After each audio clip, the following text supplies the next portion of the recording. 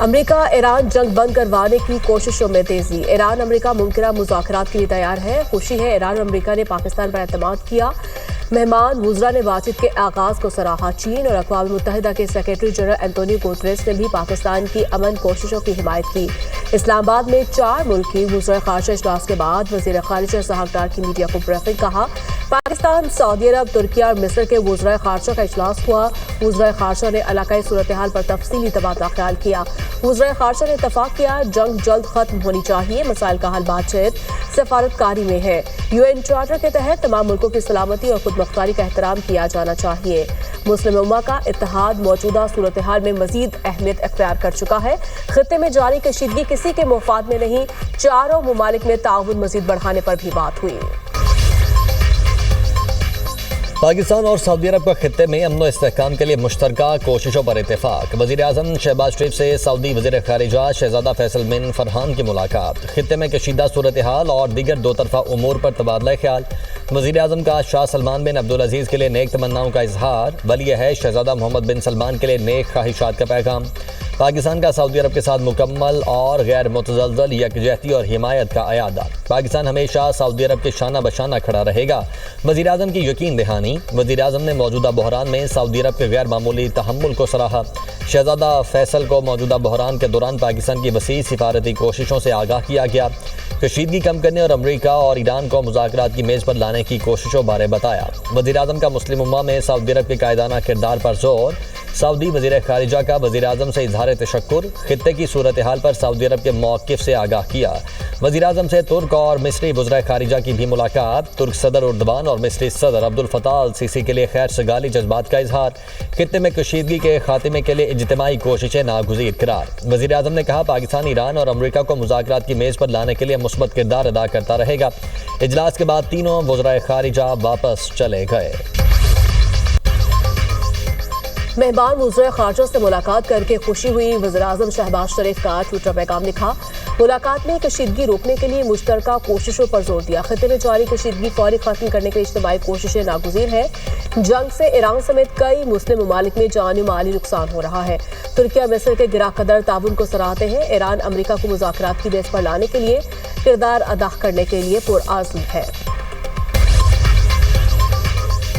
उमर रुबाब चांडियों के अहले खाना के तहरीर कत्ल केस का फैसला सुना दिया गया। दादू की अदालत ने तमाम मुल्ज़िमान को बरी कर दिया। हाई प्रोफाइल केस के पेश नज़र दादू में दफ़ा 144 नाफिज। उमर रुबाब चांडियों के दादा, वालिद और चचा को 2018 में कत्ल कर दिया गया था। उमर रुबाब चांडियों का फैसला हाई कोर्ट में चैलेंज करने का ऐलान। कराची में क्लिफ्टन जमजमा स्ट्रीट के करीब डिपार्टमेंटल स्टोर में लगी आग पर काबू ना पाया जा सका। फायर ब्रिगेड की 8 गाड़ियां आग बुझाने में मसरूफ। धुएं के बायस फायर फाइटिंग में दुश्वारी का सामना।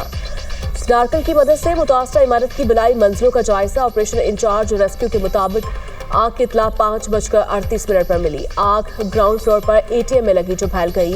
मेयर कराची मुर्तज़ा वहाब का कहना है, रेस्क्यू टीम के बरवक्त एक्शन से 25 लोगों को निकाल लिया गया। आग से कोई जानी नुकसान नहीं हुआ। बिल्डिंग का फायर सेफ्टी निज़ाम मौजूद था। KMC काम करती है। तनकीद करने वाले तनकीद से बाज नहीं आते। बरवक्त कार्रवाई करते हुए अमला पहुंचा यहाँ पे और कोई जानी नुकसान अभी तक रिपोर्ट नहीं किया गया। हमने स्नॉर्कल और अपना जो रेस्क्यू की टीम थी उसने कार्रवाई की, जिसकी वजह से तकरीबन 24 से 25 अफराद जो कि बिल्डिंग के अंदर मौजूद थे उनको बरवक्त तौर पर हम निकालने में कामयाब हो गए। ये एक वाक़या है, वो कहीं पर भी हो सकता है। जो मुझे डिप्टी कमिश्नर साउथ ने बताया है, DC साउथ ने, कि कंटोनमेंट बोर्ड क्लिफ्टन के अफसरान ने उनको कन्वे किया है कि इस बिल्डिंग का, इस इमारत का फायर सेफ्टी ऑडिट हुआ था। खैबर पख्तूनख्वा में बारिशों से तबाही। एबटाबाद में मकान की छत गिरने से 5 अफराद जाँ बहक, खातून शदीद जख्मी। मरने वालों में 4 बच्चियां शामिल। PDMA के मुताबिक 25 मार्च से जारी बारिशों से हादिसात में जाँ बहक अफराद की तादाद 14 हो गई। छतें गिरने से बन्नू में 7 बच्चे और खातून, वजीरस्तान में 1 बच्चा जाँ बहक हुआ। सवात में बारिश और बर्फबारी, पहाड़ों ने सफेद चादर ओढ़ ली। इस्लामाबाद और रावलपिंडी में वक्फे से बारिश, मौसम में खुनकी आ गई। दरिया खान शहर और गिरदोनवाह में तूफानी बारिश, गंदम की फसल को नुकसान। नशेबी इलाके ज़ेर-ए-आब, हवाओं से दरख्त गिर गए। बलूचिस्तान में भी बारिशें, योब बारखान में बादल बरसे। सिब्बी में बारिशों के बाद दरियाए नाड़ी में सैलाबी सूरत हाल। आज़ाद कश्मीर के बेशतर इलाकों में बारिश और पहाड़ों पर हल्की बर्फबारी। दरियाए नीलम और दरियाए जेहलम में पानी के बहाव में इजाफा। एबटाबाद शाहराह पर लोहार गली के मकाम पर लैंड स्लाइडिंग, ट्रैफिक की रवानी मुतासिर। अमेरिका और इसराइल के ईरान पर हमले। ईरान मीडिया के मुताबिक अमेरिका और इसराइल ने तबरेज शहर में पेट्रोकेमिकल प्लांट को निशाना बनाया। हमलों में ईरानी सूबे अल-बर्ज में गुड स्टेशन मुतासर। तेहरान और खर्च शहर में मुअत्तल होने वाली बिजली की सप्लाई बहाल कर दी गई।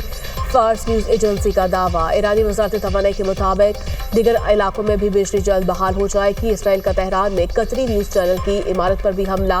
अरब टीवी के मुताबिक चैनल की इमारत को निशाना बनाया गया। हमले के बाद बराह रास्त नशरियात मुअत्तल हो गई। इमारत को शदीद नुकसान पहुंचा, कई अफराद जख्मी हो गए। ईरान के इसराइल पर जवाबी हमले। ईरानी मिसाइल गिरने से फैक्ट्रियों में आग लग गई। इसराइल में एरोस्पेस कॉम्प्लेक्स पर हमला। Electronic warfare and radar centre को भी निशाना बनाया गया। बिन गौरियन एयरपोर्ट पर ईंधन ज़खायर पर भी हमला किया गया। अंसारुल्लाह के भी इसराइल पर मिसाइल और ड्रोन हमले। मीडिया रिपोर्ट्स के मुताबिक सहूनी तंसीबात को निशाना बनाया गया। अंसारुल्लाह, ईरान, हिजबुल्लाह के हमले बैक वक्त हुए। इराक मुसल्लह गिरोह का 24 घंटों में 8 अमरीकी अड्डों को निशाना बनाने का दावा।